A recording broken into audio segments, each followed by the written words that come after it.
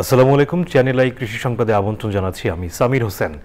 এখনকার সংবাদ আয়োজন একই সঙ্গে চ্যানেল আইয়ের ইউটিউব চ্যানেলে এবং চ্যানেল আইয়ের ওটিটি প্ল্যাটফর্ম আই স্ক্রিনে লাইভ স্ট্রিম হচ্ছে। দাম বাড়িয়ে দেওয়ার পরও স্বাভাবিক হয়নি বোতলজাত সয়াবিনের সরবরাহ। কিছু দোকানে মিললেও কিনতে হচ্ছে আরও বেশি দামে। মিনিকেট ও নাজিরশাইল চালের দাম বেড়েছে কেজিতে 4 থেকে 5 টাকা। কমতে শুরু করেছে আলু, পেঁয়াজ সহ বেশ কিছু সবজির দাম। তবে সামান্য দাম কমায় সন্তুষ্ট নন ক্রেতারা। তারা জানালেন বাজার মনিটরিংয়ের অভাবের কথা। নাজিব বেগের রিপোর্ট। গেল কয়েক সপ্তাহ ধরেই বাজারে সয়াবিন তেলের সরবরাহে কৃত্রিম সংকট চলছে। আন্তর্জাতিক বাজার বিবেচনায় সয়াবিন তেলের দাম লিটারে 8 টাকা বাড়ালেও 4 দিনে স্বাভাবিক হয়নি সরবরাহ।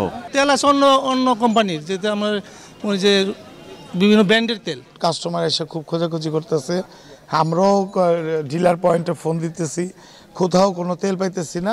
দাম তো বাড়ছে, তো প্রোডাক্ট তো নাই।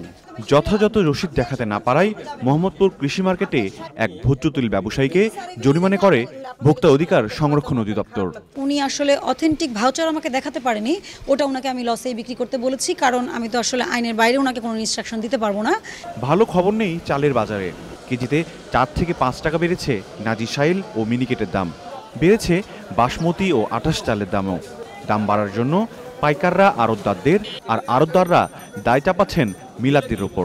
মেল মালিকরা সিন্ডিকেটটা করতেছে, দামমান আদালত, ভোক্তা অধিকার একটু মনিটর করলে মনে হয় বাজারটা আবার নিয়ন্ত্রণে চলে আসতে পারে।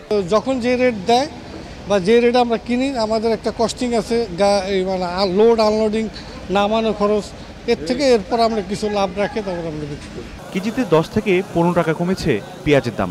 নতুন আলুর দাম কমে এখন বিক্রি হচ্ছে 80 টাকায়। কমেছে বেগুন, মূলা, টমেটো সহ আরও কিছু সবজির দাম। নতুন সবজি কিছু দাম বাড়তি, আর পুরানগুলোর দাম কম। শীতকালীন সবজি যেটা আমরা এখন 50 টাকা 60 টাকা কেজি পাবো, এখন 100 টাকার নিচে কোনো সবজি এখন পাওয়া যাচ্ছে না। এক সপ্তাহে এলাচের দাম বেড়েছে কেজিতে প্রায় 500 টাকা। পাইকারি কিনে ওইখানে বাড়লে আমাদের এখানে তো বাড়ানো লাগবেই বলেন। গরুর মাংসের দামের হেরফের না হলেও বেড়েছে দেশি মুরগি ও ব্রয়লারের দাম। নাজিব বেগ, চ্যানেল আই, ঢাকা। ধান উঠানোর পর চলছে আলু রোপণের ধুম। এর মধ্যেই সার সংকটে পড়েছেন পঞ্চগড়ের চাষিরা। ডিলারদের কাছে মিলছে না প্রয়োজনীয় সার। বাজার থেকে প্রতি কেজি সার কিনতে হচ্ছে 5 থেকে 7 টাকা বেশি দরে। এছাড়াও জেলার চাহিদা অনুযায়ী মিলছে না সারের বরাদ্দ। এতে কৃষি উৎপাদন ব্যাহত হওয়ার আশঙ্কা করছেন কৃষকরা। পঞ্চগড় প্রতিনিধি এ রহমান মুকুলের তথ্য ভিডিও চিত্রে আল মুকসিদের রিপোর্ট। আমন ধান কাটা ও মাড়াই শেষ না হতেই জমি তৈরিতে ব্যস্ত হয়ে পড়েছেন পঞ্চগড়ের চাষিরা। জমি তৈরি করে দ্রুত রোপণ করতে হবে আলুর বীজ। ঠিক এই সময়েই সারের সংকটে পড়েছেন তারা। নন ইউরিয়া সার সংকট ও ডিলারদের কাছ থেকে চাহিদা অনুযায়ী মিলছে না সার। খোলা বাজারে সার কিনতে গিয়ে বাড়তি টাকা খরচ হওয়ায় বেড়ে যাচ্ছে উৎপাদন খরচ। বেশি দর দিয়ে কিনতে হচ্ছে আলুর বীজও। টিএসপি সারার জন্য আমরা 2-3 দিন ঘুরলাম, পাই নাই। বাজারে কিনতে গেলে 1800-র উপর টাকা দাম। 4 দিন পরে সার পাইছি কালি 1 বস্তা করে মোটে। বাড়ি যাওয়ার পর আমরা পরবর্তীতে যখন আলু বিক্রি যাব, তখন যদি পর্যাপ্ত দাম না পাই, তখন তো আমার আরো সমস্যা। এদিকে আলু চাষের পরিধি 3 গুণ বাড়ায় সারের চাহিদা অনেক বেড়েছে বলে জানান ডিলাররা। গতবার দিত প্রতি বিঘায় 1.5 কেজি প্রতি শতাংশে, এবার দিচ্ছে কৃষক 3 কেজি। এই জন্য আমাদের এখানে সারের একটু সাময়িক সংকট হয়েছে। জেলায় নভেম্বর মাসে ইউরিয়া সারের চাহিদা 5764 টনের বিপরীতে বরাদ্দ এসেছে 3099 টন। চলমান সংকট মোকাবেলায় সারের অতিরিক্ত বরাদ্দ চাওয়া হয়েছে বলে জানালেন কৃষি কর্মকর্তা। নরমালি আগে ঠাকুরগাঁ থেকে যে গোডাউন, সেখান থেকে বরাদ্দ করতে, এখন তাদের বিরামপুর বিডিসি গোডাউন থেকে সরবরাহ দেওয়া হচ্ছে, যার জন্য একটু সময় লাগছে। কোনো ডিলার অনিয়মে জড়িত থাকলে তার বিরুদ্ধে ব্যবস্থা নেওয়ার হুঁশিয়ারি দিয়েছে জেলা প্রশাসন। আমরা যদি দেখতে পাই যে কোনো কৃষককে তিনি বলছেন যে আমি সারটা এনে কৃষকদেরকে দিয়েছি, বা বাস্তবে যদি দেখতে পাই সেই কৃষক সারটি পান নাই, তাহলে কিন্তু আমরা সেই সমস্ত ডিলারদের বিরুদ্ধে আইনানুগ ব্যবস্থা গ্রহণ করব। সার নিয়ে অনিয়মের বিরুদ্ধে জেলার বিভিন্ন এলাকায় চলছে যৌথ বাহিনীর অভিযান। আল মুকসিদ, চ্যানেল আই। দেশের বৃহত্তম পাইকারি বাজার চট্টগ্রামের খাতুনগঞ্জে নিত্য প্রয়োজনীয় অনেক পণ্যের দাম কমতে শুরু করেছে। আমদানিকারক এবং ব্যবসায়ী নেতারা বলছেন, ডলারের মূল্য নিয়ন্ত্রণ করতে পারলে বাজার আরও সহনীয় পর্যায়ে আসবে। সরকার সয়াবিন তেলের দাম বাড়িয়ে দেওয়ার পর বাজারে সরবরাহ বেড়েছে। চট্টগ্রাম থেকে মোহাম্মদ ইকবাল হোসেনের ক্যামেরায় চৌধুরী ফরিদের রিপোর্ট। দেশের সবচেয়ে বড় পাইকারি বাজার চট্টগ্রামের খাতুনগঞ্জে পেঁয়াজ ৬৫ থেকে ৭৫ টাকা, রসুন ১৯০ থেকে ১৯৮ টাকা, আদা ৯৮ থেকে ১০০ টাকা, ছোলা ১০৭ টাকা থেকে ১১০ টাকা ও চিকনজিরা ৬২০ টাকায় বিক্রি হচ্ছে। তবে এলাচের দাম ৩৫০০ থেকে বেড়ে ৪০০০ টাকায় বিক্রি হচ্ছে। এখন সামনে দেশি পেঁয়াজ আসবে, দেশি পেঁয়াজ আরও বাজার নিম্নমুখী হয়ে যাবে, বাজার বাড়ার কোনো সম্ভাবনা নেই। বিক্রি করছে আমরা ৭৫ থেকে ৭৬ টাকা পর্যন্ত। চিনির দাম আগে ছিল ১৩০ টাকা, এখন ১২০।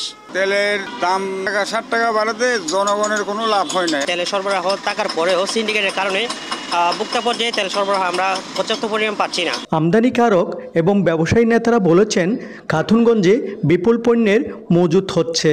তারা মনে করেন ডলারের বাজার নিয়ন্ত্রণ করতে পারলে নিত্যপণ্যের দাম আরও কমবে। সহনশীলতা এখন সহনশীলতা আছে বাজার কমতির দিকে, কিন্তু যদি ডলারটা যদি আর একটু নিয়ন্ত্রণ করা যায় তাহলে আর একটু কমবে। জিরা কমছে, দারচিনি কমছে। ছোলাটা ছিল আগে বিক্রি করতাম ১১৭ টাকা কেজি পাইকারি দামে, এখন ৫ টাকা পর্যন্ত আমরা বিক্রি করতেছি। সামনের দিকে আরো মালের রেটটা আরো কমে যাবে। মালের সরবরাহ বাড়ার কারণে মালের দাম কমে যাচ্ছে, কোনো সংকট নেই, মালের প্রচুর পরিমাণ মাল আমদানি হয়েছে। খাতুনগঞ্জের আমদানিকারক এবং ব্যবসায়ীরা আশা করছেন দেশে পণ্য আমদানির এই ধারাবাহিকতা অব্যাহত থাকলে আসন্ন রমজানে নিত্যপণ্যের দাম আরও কমবে। Chowdhury Farid, channel I, Chattogram. কৃষিতে প্রযুক্তি বাড়াতে বরিশালে কৃষি সিনেমা প্রদর্শন করা হয়েছে। কৃষি তথ্য সার্ভিসের উদ্যোগে জেলার বাবুগঞ্জ উপজেলার কৃষি প্রশিক্ষণ ইনস্টিটিউটের হলরুমে কুইজ প্রতিযোগিতার আয়োজন করা হয়। উদ্বোধন করেন এটিআইয়ের অধ্যক্ষ মোহাম্মদ সাইদুর রহমান। আঞ্চলিক কৃষি তথ্য অফিসার মোহাম্মদ শাহাদাত হোসেনের সভাপতিত্বে অনুষ্ঠানে বিশেষ অতিথি ছিলেন সিমিট বাংলাদেশের field office manager Hiralal Nath. উপস্থিত ছিলেন কৃষি সম্প্রসারণ অধিদপ্তরের অতিরিক্ত উপপরিচালক মোহাম্মদ শহীদুল ইসলাম ও অন্যরা। ইউএসএআইডি এবং সিমিট বাংলাদেশের সিসা এসএমই প্রকল্পের সহযোগিতায় এই সিনেমা প্রদর্শনী অনুষ্ঠানে ৮ জন কুইজ বিজয়ীকে পুরস্কার দেয়া হয়। ঝালকাঠির রাজাপুরে আদর্শ মৎস্যজীবী গ্রাম সংগঠনের সুফলভোগীদের সাথে মতবিনিময় সভা হয়েছে। Sustainable coastal and marine fisheries project component ৩ এর আওতায় উপজেলা প্রশাসন ও উপজেলা মৎস্য অধিদপ্তর আয়োজিত সভায় প্রধান অতিথি ছিলেন মৎস্য ও প্রাণী সম্পদ মন্ত্রণালয়ের অতিরিক্ত সচিব মোহাম্মদ তোফাজ্জল হোসেন। মৎস্য অধিদপ্তরের বরিশাল বিভাগীয় উপপরিচালক নৃপেন্দ্র নাথ বিশ্বাসের সভাপতিত্বে আলোচনায় অংশ নেন জেলা মৎস্য কর্মকর্তা রবিউল ইসলাম ও উপজেলা নির্বাহী অফিসার রাহুল চন্দ্র। সভায় বলা হয়, সরকার বিভিন্ন প্রজেক্টের মাধ্যমে উপকরণ বিতরণ করে মৎস্যজীবীদের স্বাবলম্বী করার চেষ্টা করছে এবং মৎস্যজীবীরা এর সুফল পাচ্ছেন। সভা শেষে অতিরিক্ত সচিব তোফাজ্জল হোসেন বিভিন্ন প্রকল্পের মাধ্যমে মৎস্যজীবীদের দেয়া গবাদি পশু পরিদর্শন করেন। দর্শক, চ্যানেল আই কৃষি সংবাদের আজকের আয়োজনে পর্যন্তই। পরবর্তী সংবাদ আয়োজনে আমন্ত্রণ জানিয়ে শেষ করছি। ধন্যবাদ সবাইকে।